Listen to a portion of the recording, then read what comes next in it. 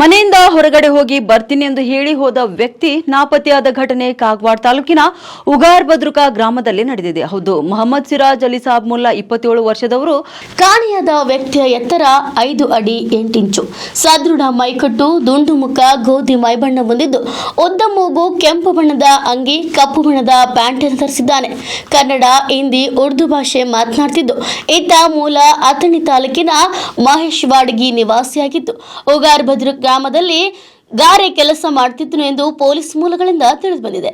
ಇನ್ನು ಕಾಣೆಯಾದ ವ್ಯಕ್ತಿ ಬಗ್ಗೆ ಮಾಹಿತಿ ಸಿಕ್ಕಿದಲ್ಲಿ ಕಾಗವಾಡ ಪಿಎಸ್ಐ ಮೊಬೈಲ್ ಸಂಖ್ಯೆ 9480806063 ಹಾಗೂ ಕಾಗವಾಡ ಪೊಲೀಸ್ ಠಾಣೆ 083398264633 ಅಥವಾ ಬೆಳಗಾವಿಯ ಕಂಟ್ರೋಲ್ ರೂಮ್ ಸಂಖ್ಯೆ 083124050231ಕ್ಕೆ ಸಂಪರ್ಕಿಸಲು ಕೋರಲಾಗಿದೆ.